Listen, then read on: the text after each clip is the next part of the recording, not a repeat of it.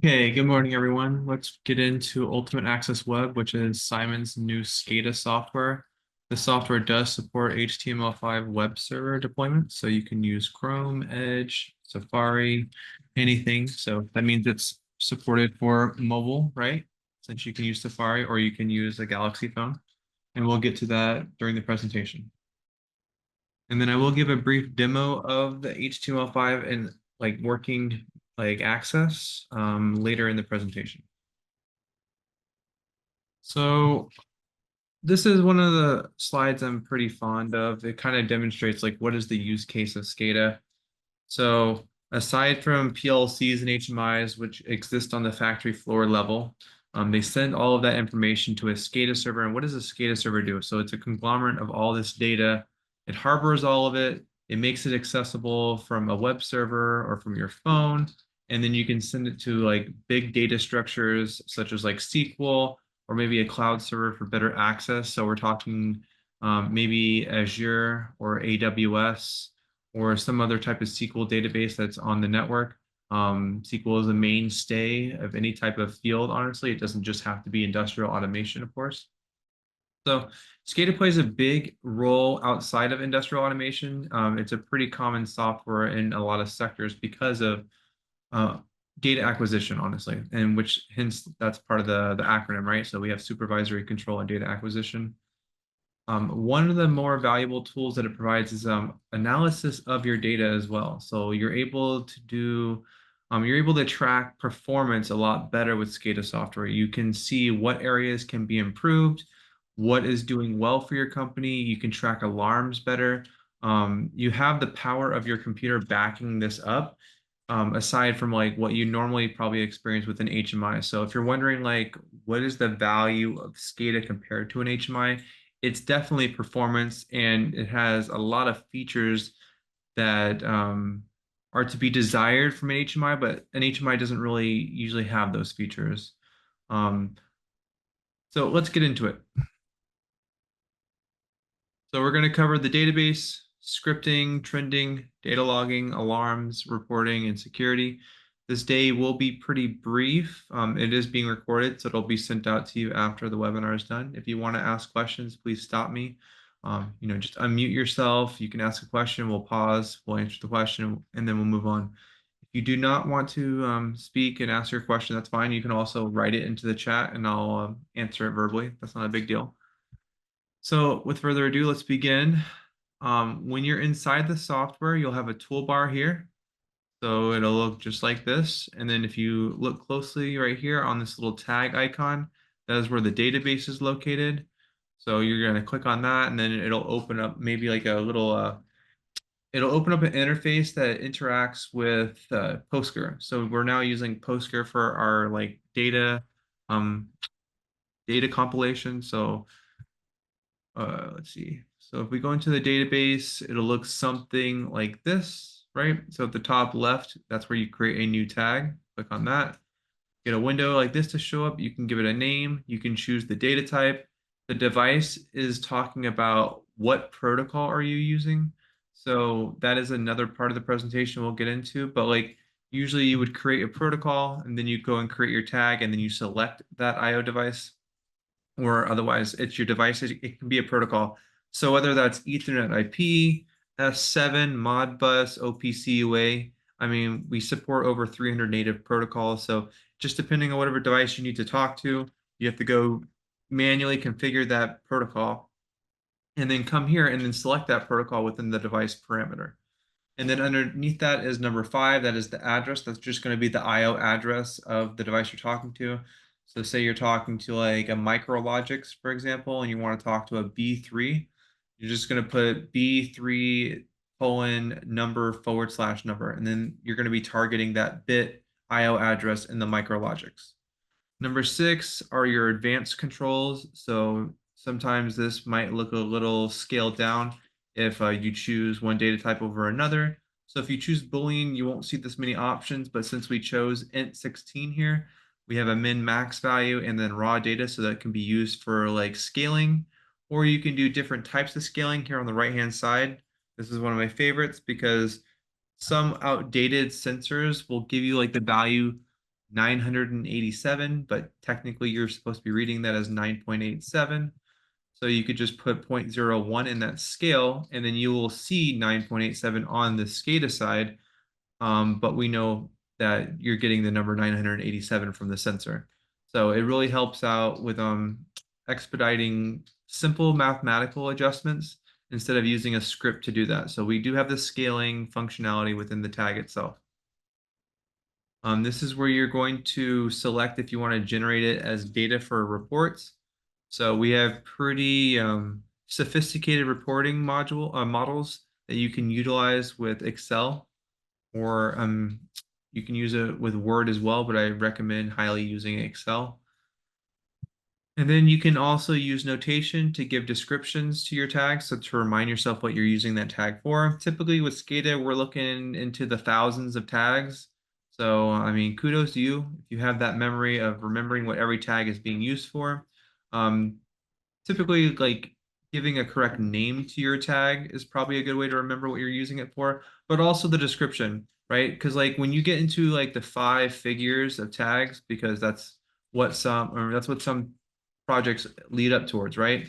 They like the SCADA, and then they start adding on more locations, and they're grabbing data from that location, and so pretty soon you're in the 5 figures of tags.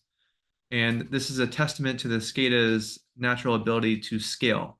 So there's scalability with SCADA. You don't have to worry about buying multiple servers. Usually when you buy one SCADA deployment, if it's the same application and you're just like getting new locations, as long as you can set up that network that is communicating to that new location, SCADA will scale with your application properly.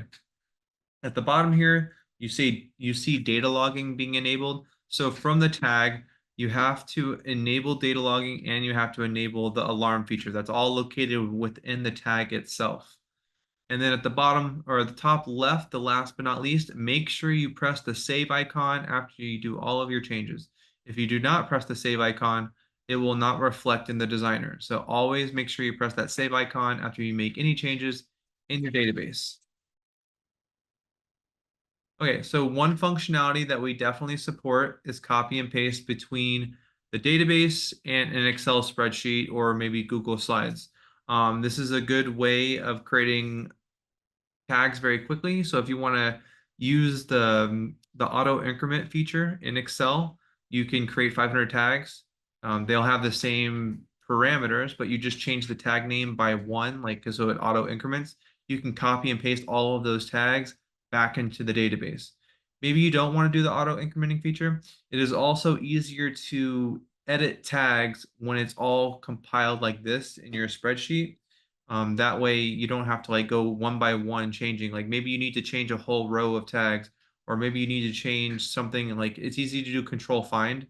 Because if you're dealing with 5 figures of tags, that's a lot of search. Like we do have find and replace, we do have searching there, but it might be simpler to use Excel, or you can just stay within, the interface of the database itself and use find and replace that way.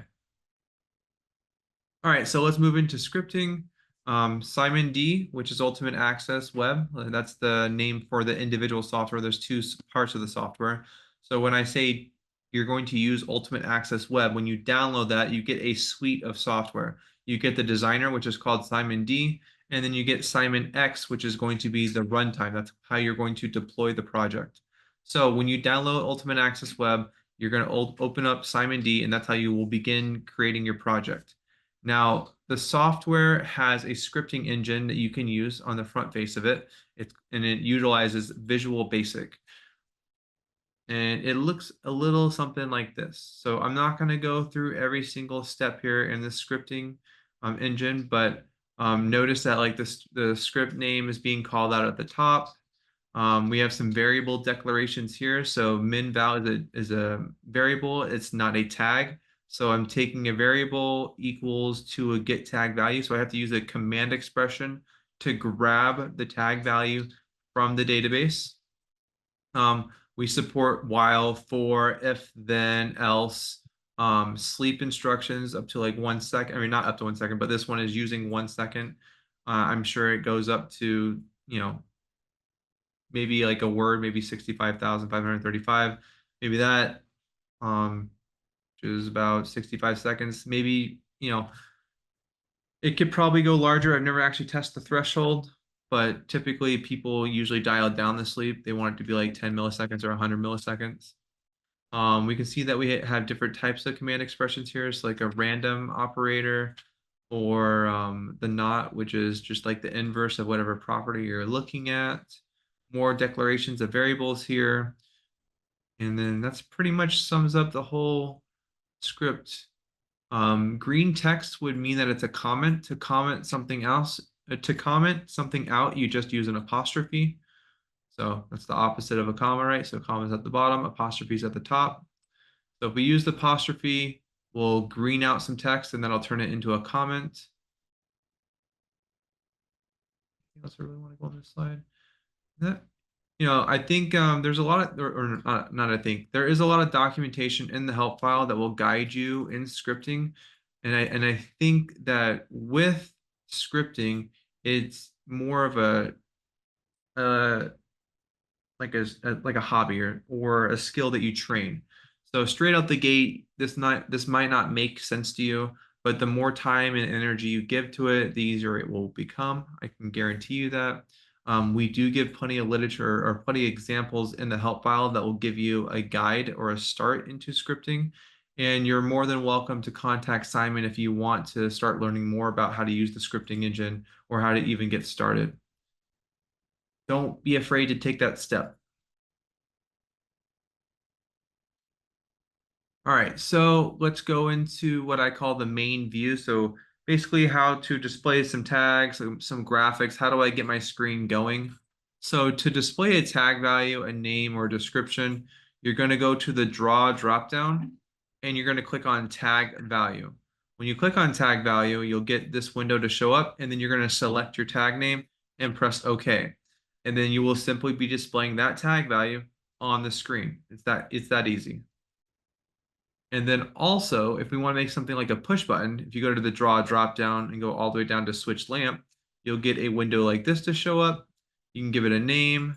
You can select bit switch, right? Well, that'll be your Boolean value.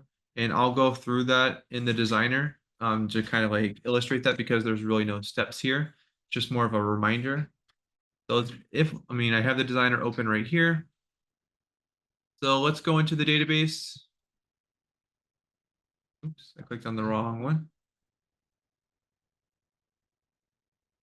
All right, so let's open the database, not the runtime. All right, so here's the database. I want to create two tags. I'm going to create a Boolean tag. And I'm going to create an analog tag.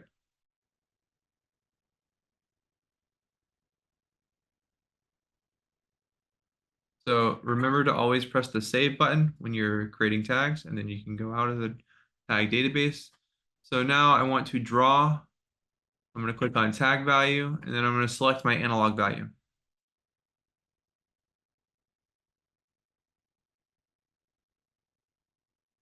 Then I'm going to go to draw again, and then I'm going to go to switch lamp. Click on the screen, give it a name, lamp.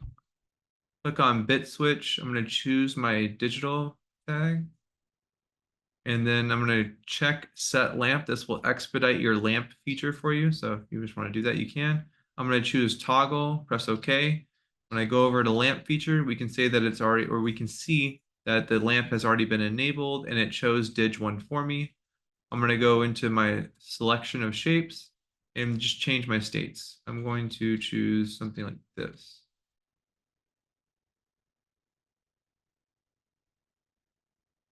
So now I have a better looking button right now. Okay. All right. So made a button. I've made an analog tag. I'm going to do one more feature here. I'm going to create a rectangle that allows me to enter a value for this tag.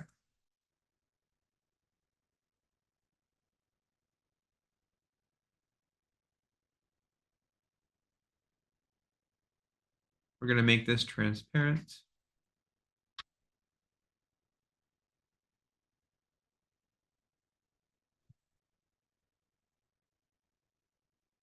All right.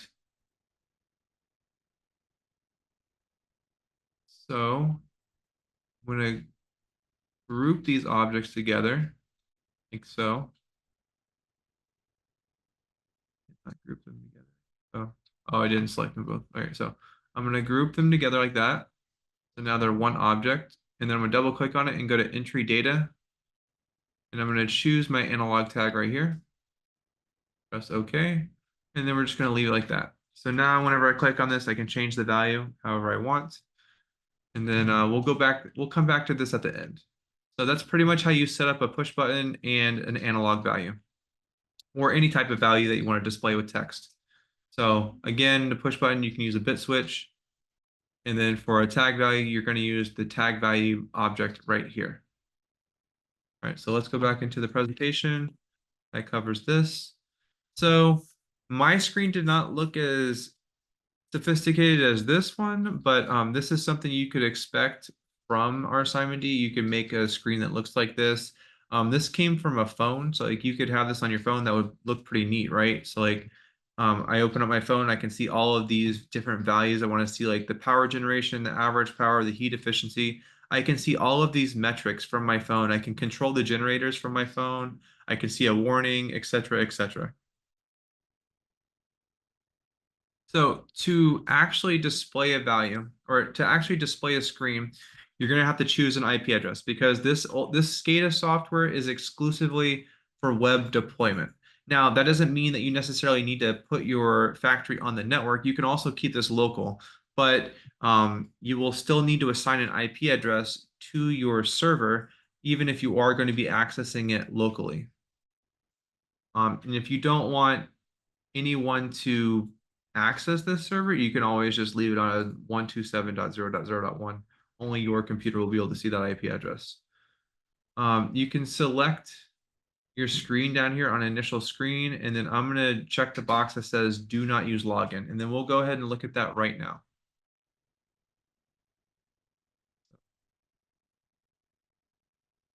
I'm going to open up this right here. We can see that this IP address is already set for me. I'm going to choose my screen after I save.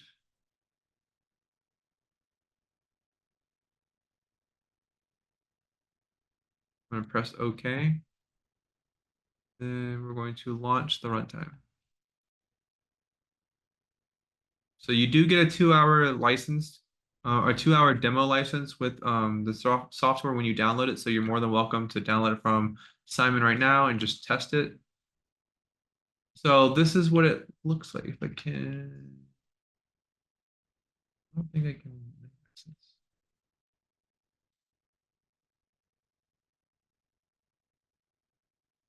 Okay, well, I cannot minimize that. I can't really show my screen over there, but we're going to show something else over here. All right.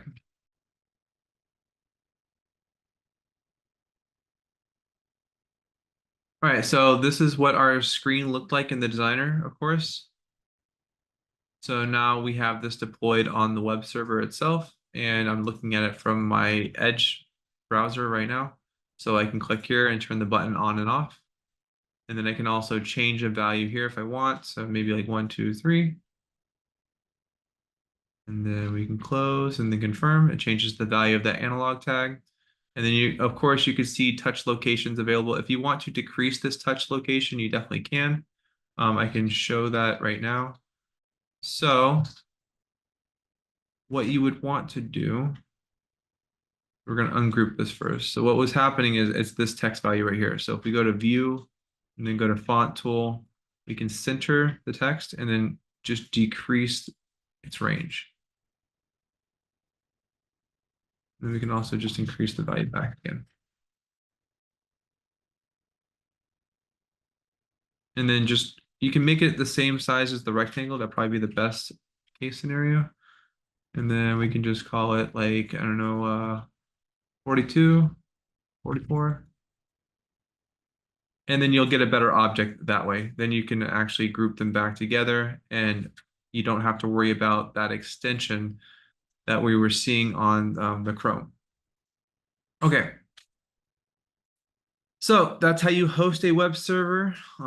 You just allocate an IP address, and then maybe it was a little too quick, so I'll go through that one more time. So all I did was HTTP //127.0.0.1:8080. So where did I get all of those numbers from? So if we look closely with the designer, not that example. So if we look closely, HTTP came from right here. So we're using HTTP. So if you don't use that, you're going to have to load in your own certificate, and then you will become, or the URL will turn into a HTTPS. So I'm just choosing to not use a certificate and not secure my web server. It's a local communication, so I don't really care. And then of course it's an IP address here. And then we're going to do :8080. Where's that :8080 come from? That is the port number. So you're going to do IP address : port number. So that's how you get to that.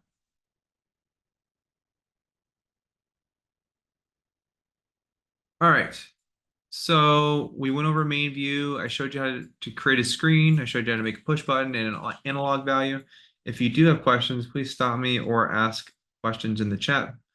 But we're going to continue on to the trending object now. So the trend object can be found in the draw dropdown.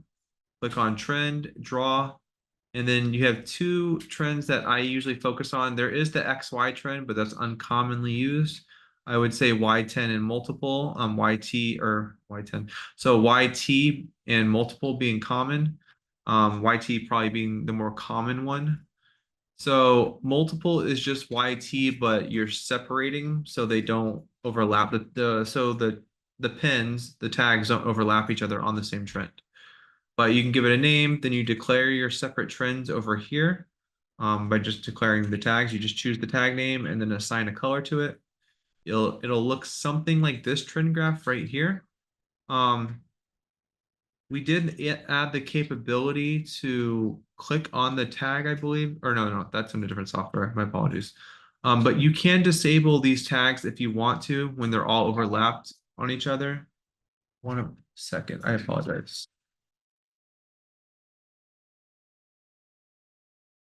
All right, so you can overlap lines like it's the YT trend on the left-hand side, and the right-hand side, that's multiple. If you look very closely, they are the same trend.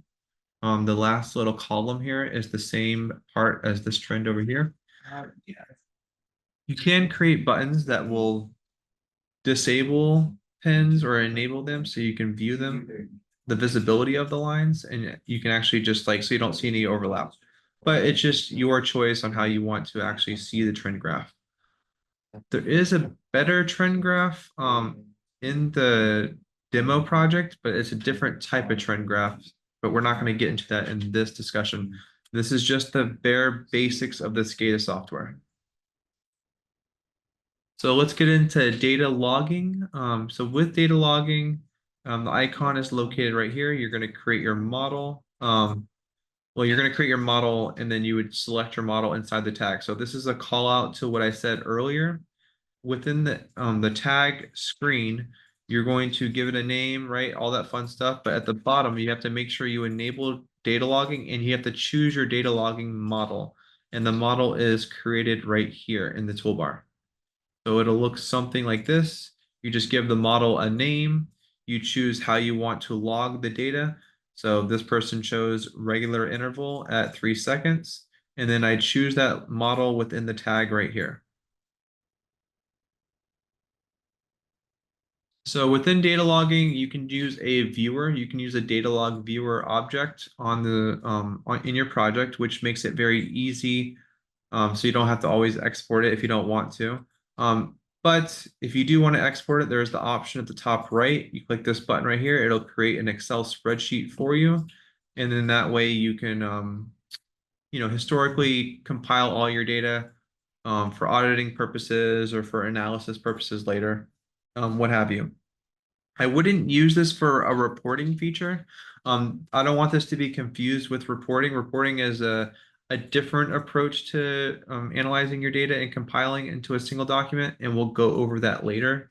This is meant for like a consistent tracking of data that you want to look at later. Like you want to investigate, like what was the value of this tag every single second. So that has a different type of value from what you would think about as a report. So I don't want these to be confused with each other. So this is what you could expect the Excel spreadsheet to look like when you generate it from this window right here. You'll get date and timestamps, and then you'll get the tag name. So I know it says Boolean, but that's because I named the tag Boolean. And then you have tag value over here on the right-hand side.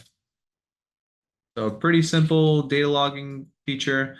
There are changes you can make to it, but it's a pretty clean-cut feature. It's pretty straightforward. So for alarming, again, this is being activated inside of the tag. So when you're inside the tag view, you want to click on the alarm icon here, and then an alarm tab will show up here. And this is how you declare your alarms. So if you don't know what an alarm is, this is how you notify your system, your field technicians, that an abnormal occurrence has happened within your application. So maybe a digital tag or a push button has been on for too long, an alarm will go off and say, hey, this push button's been on for too long. What's going on? And then that can, that would deem that it needs to be investigated. Or we have an analog value that maybe you've reached 90% capacity of your tank when you have like a water tank. You definitely don't want to be reaching the 90% capacity in a water tank because 100% is right around the corner and then that tank's going to bust. So you can use alarm tag, or you can use the alarm feature to track Boolean statuses or your analog values. And then you can create a notification in an alarm summary, or you can use an email or a text notification in case the user is remote. So speaking of alarm summaries, that's the next slide here. So if you go to draw and then go to drop down, right, the draw drop down, you'll see an alarm summary object here. You'll click on the window. You can just use the default settings that are provided inside the configuration if you want. There are things that you can manipulate here. I'm not going to really go through that in this presentation, but you can just press OK and your alarm window should look something like this. So it's definitely very colorful. You can change the colors of these alarm statuses if you want. So there's 4 different types of alarm statuses. We have alarm acknowledged. That means that the alarm happened. It's been acknowledged. It's good to go. Or it's being investigated, what have you. Then we have alarm variation. So this would be different tiers of an alarm.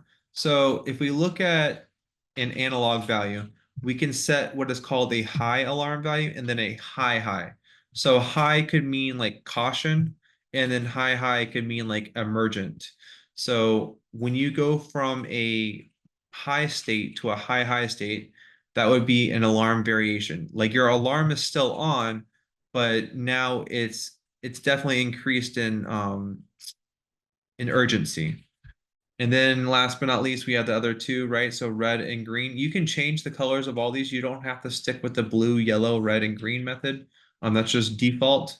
Alarm on would be red by default, and then alarm off is green by default. So those are the last 2 types of statuses.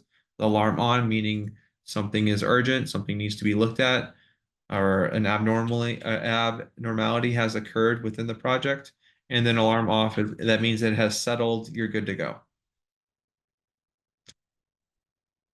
Within the runtime, it will look like this instead of this. So this looks a little bit neater, a little bit cleaner. So what I'm trying to show here is that you can use this little icon here at the top right to export your alarm summary as an Excel spreadsheet. And it will look like this in your Excel spreadsheet. So similar to data logging, you'll get a timestamp, you'll get a tag name, you'll get a value, and then you'll get the alarm status over here on the right-hand side. So we mentioned this a little bit earlier, the reporting feature.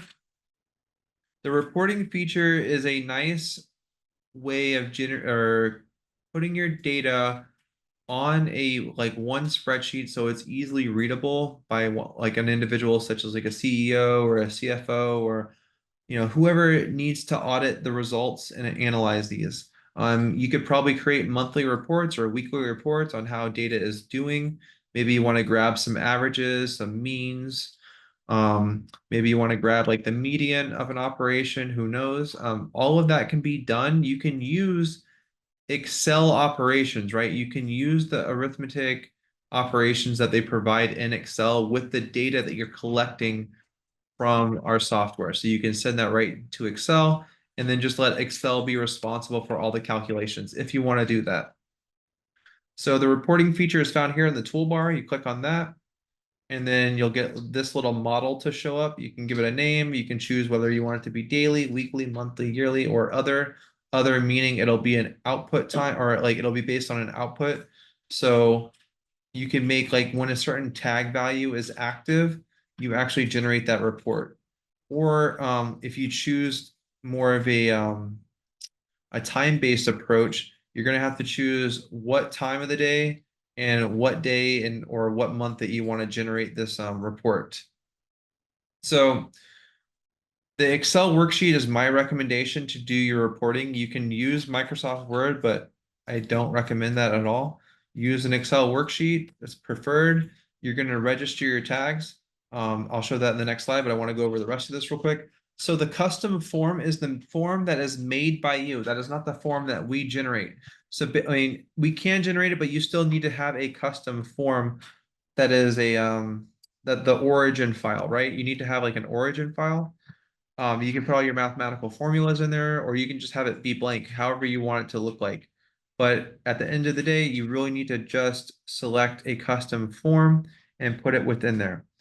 Um, you will take that, the software will take that custom form and then throw all the data that you want onto it in the specific cells that you declare. It will not just use the A and the B column. You can declare Z1 or Z2600 if you want. It's up to you, in which I'll show that in the next slide, but you do have to have your own custom form. Now, below that, is the output. So if you want to use the custom form and then save it as a file, save it as an output, you can either overwrite, change name, or attach. So what I would do is I would say change name so that way you can have multiples of them. If you're going to have like a daily or a weekly, I wouldn't overwrite, but I mean, if you want to, that's up to you. I would just have the change name, and then the change name will just take the date into account and just use that as part of the title or as part of the file name. So how do I actually write data into those cells of the Excel spreadsheet?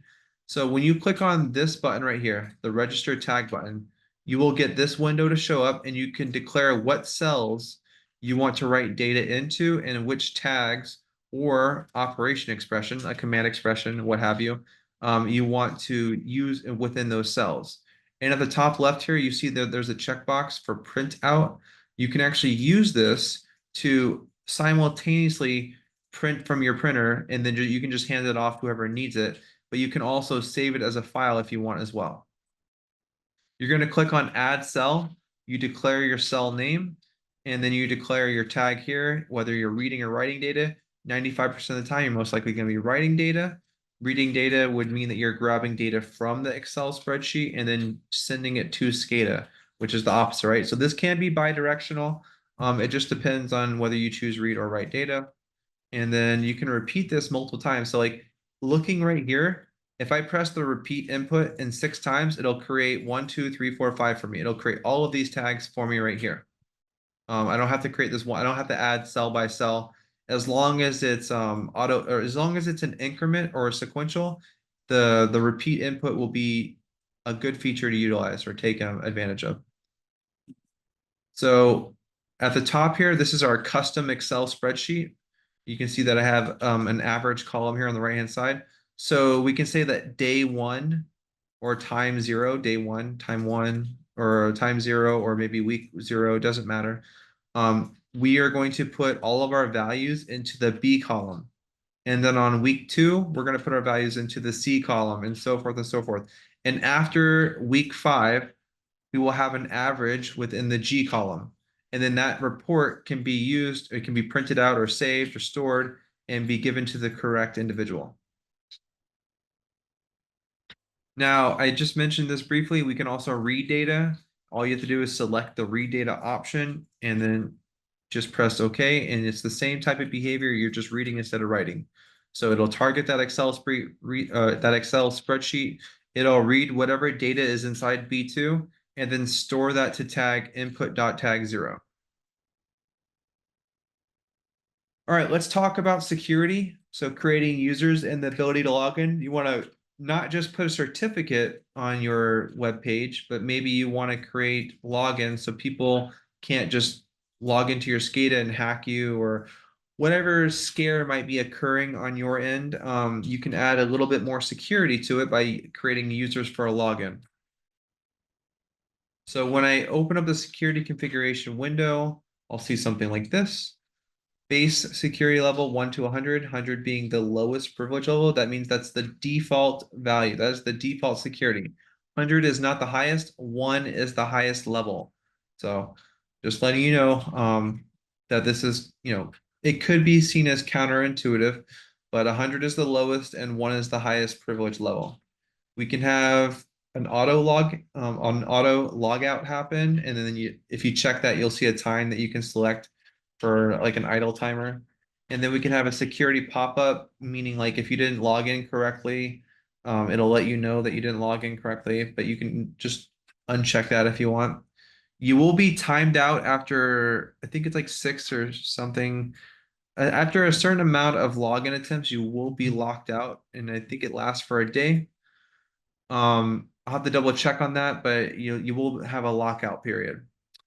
So the highest privilege level is 1, and then I gave a user ID of advanced, name advanced, and then the password selection is over here. You just click on password. You can use alphanumeric keys as your password, and then you can give a time limit to this user. So maybe we cancel this user's privileges after a month. I mean, this might be a good option for contractors or temporary employees, or maybe this is a good way to manage user update. They need to change their password every so month or what have you. This might be a good feature to take advantage of. And then you just press OK when you create that user, and then you have some security. So I've created 2 users here at the top left. I have basic and advanced. So advanced is being created right now. For basic, I just let it be the default security level, no password for login, etc. 1 second.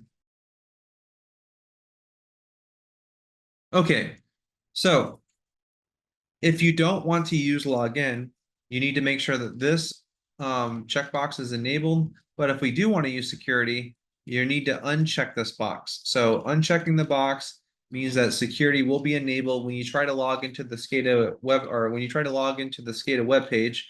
You'll be prompted with a login interface, and if you don't know the password and username, you won't be able to get in. So that's located here with this little icon here, and then you just make sure you uncheck this box. There are page properties, of course. This is important for when you're doing second. So this is important for when you're maybe dealing with an iPhone or a Galaxy. We give you the predefined pixels for an iPhone and a Galaxy phone. This can also be used for your web page on like a browser or so forth. I would say whatever your design space is on your screen, you would just copy that over to the runtime position, and then you would just adjust it based on trial and error. But a majority of the time, the space that you're working in is going to be the runtime position. So whatever you're utilizing on your computer screen, just press the copy button, and it will show up over here on the runtime position. To get to this window, though, you're just going to double click on your screen or double click on your page. So if I just double click, I get my page position right here. And then so that's the same thing as right clicking and clicking on page setup. So that's the page position right here. All right. So if we go into and that's it for page properties. We're going to go into multi-monitor. So with Ultimate Access Web, you have the ability to show or display on multiple monitors up to 10. So that would be 1 plus 9. So 1 being your primary, and then 9 additional monitors on top of that.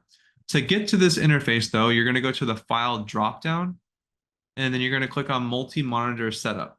And then you're going to choose a startup page per monitor. So you just increase the number of monitors right here up to 9. So that's 1 plus 9 again, that's 10 total. Primary does not count as this number right here, except primary monitor, says that right there. And then you're going to just choose a startup page per monitor. And that is it for today. That's all we wanted to go over for Ultimate Access Web. There are plenty of other features that I can just mention real quick before I let you go. So let me pull that up real quick. I know one of them by heart is a CFR or 21 CFR Part 11. So that's FDA compliance. So that's for food and pharmaceutical or food and drug. And we also support IP cameras. So if you want to hook up some CCTV to your application, you can just hook up multiple IP cameras to your facility. We do have page recording as well. So when an alarm happens, you can have your computer screen start recording like what behavior is actually going on at that specific time frame. We provide redundancy as well. We have the capacity for 3D objects, so you can import your own CAD files and then rotate those within the runtime if you want. We have some pictorial charts, which is the better version of the trend that I showed you earlier. So like bar graphs and more sophisticated trends. And then like a radar graph as well. So if you don't know what a radar graph, it's like different points of a polygon will decrease or increment based on a tag value that you associate to that. It's like you could think of it like a star diagram. Let's see. We have, I already mentioned this, but we have over 300 native communication drivers. So including Ethernet IP, S7, Mitsubishi Modbus, Omron, LS, OPC UA, ODBC for your SQL communication, SMTP for emailing and texting. And then we also have a complementary demo mode. We support multi-language. So if you need to support Spanish, German, Chinese, Japanese, I mean, any type of language, we support it. We have recipes, of course, security, we already went over, and that's pretty much it that I wanted to talk about for today. So if there's no other questions, I'll go ahead and end the webinar in about 5 minutes. If there are questions, feel free to ask. I'm gonna go ahead and mute myself now.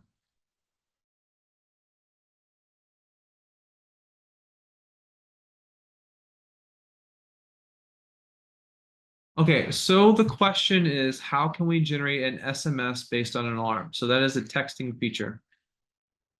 So my recommendation is to find out or to find a phone provider that has an email domain. So in the US, I use Verizon, and Verizon has an email domain. I'll pull this up on Notepad for us.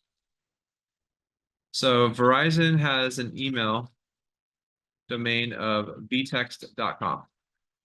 So if I take my phone number like this, and I slap vtext.com on the end of it, and if I email this phone number right here, then I will actually be sending a text message to that phone. So to configure that within CIMON, all you'd have to do is go to IO devices, click on new device, and then you're going to go down to our SMTP driver, which is somewhere down here. 1 second. I think it's better if I just go by manufacturer. 1 second.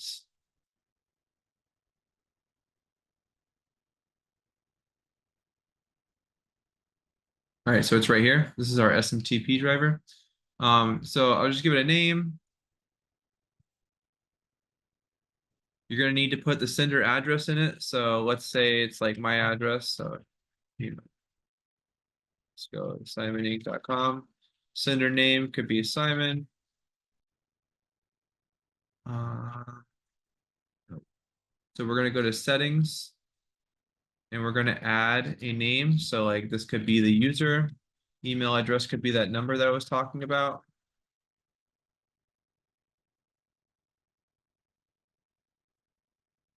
And then we're going to press OK. And then the message, it could just be message ID. You can like kind of leave this blank.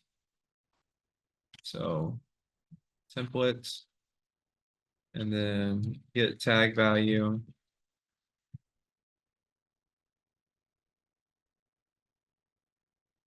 something of that nature. So when you send that message, when you send message one, it's going to send the value of the tag. So that's one way of doing it. There are different ways of constructing this. You can always send an attachment as well. You can send an Excel spreadsheet or something of that nature. So then we're going to press OK here. So we did the settings. So if I need to use a server account like Gmail right here. So I'm going to, should I edit this? 1 second. No, we're going to leave that alone. So I'm going to click on SMTP. Yeah, I'm going to click on the SMTP domain right here. And I'm going to put, what was that? So we're going to put in smtpgmail.com as the server. I believe it's like 867 or something. You'll have to like double check this and look into it. I believe it's TSL or TLS. And then it could just be Simon at simoninc.com for me. And then password 1234 that is not a real password or an email address. So I don't recommend trying it. You'll just waste your own time. But I'll press OK here, press save. And then to utilize this driver, we need to actually use a command expression. So 1 second as I pull that up.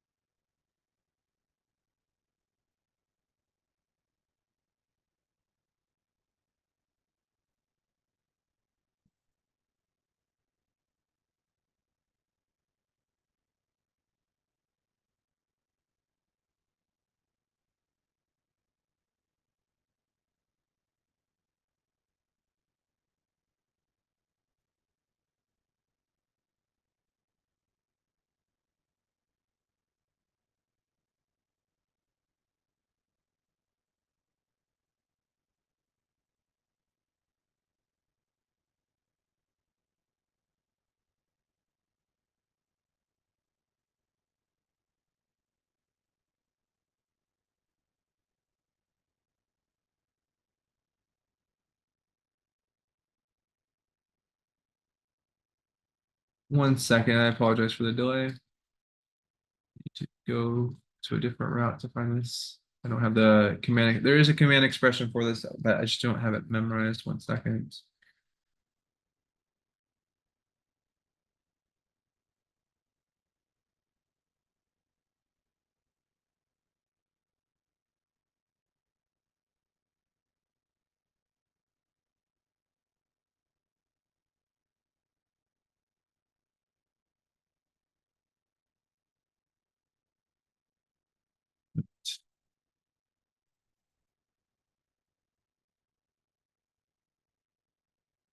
So we're going to use the command expression driver command this. This is how you're going to do it. So I'm going to create a button, or you wanted to show, oh, you wanted me to show you how to do it with an alarm. That's right. So I'm going to create or open up the database. I go into the alarm itself. Let's just go into the digital alarm and then click on alarm here. Go to alarm. So when it's active, I can have an action occur. So what is the device name? So the device name is going to be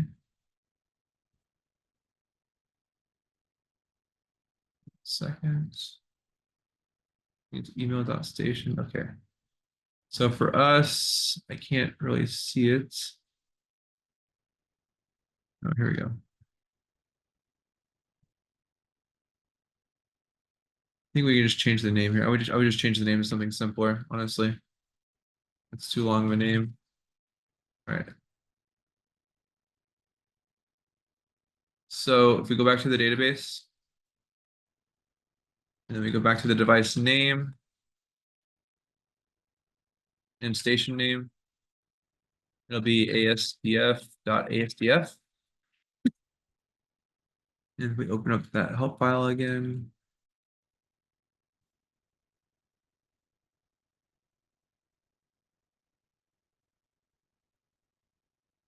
so the second one is the command. The command is to We're going to send an email to a registered group. Send email to registered receiver. All right, so we're going to do number 4. We're going to send a message to a registered receiver. So we'll choose 4 here. And then the last operand is the parameter, and the parameter is, you can send all of this, or whether or not, you don't have to send any of it. Let's see. Or no, that's my fault. You're gonna have to make some selections.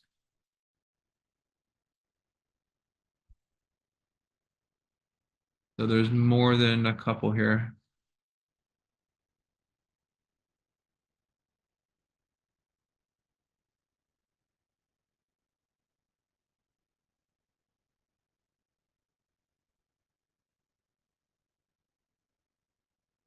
So these are just examples. That's what it is. Okay. So I'm going to go over here to the parameter.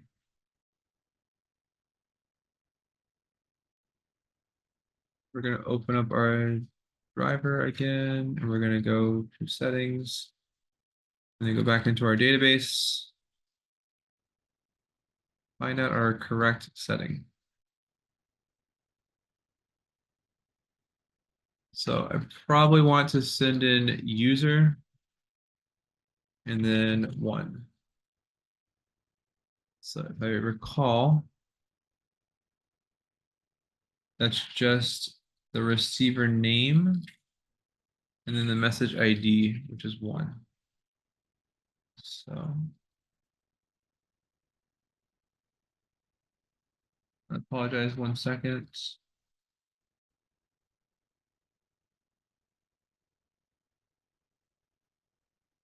Yes, that is how you do it. Okay. So what this is going to do, this driver command is going to activate when the alarm goes high on this Boolean value.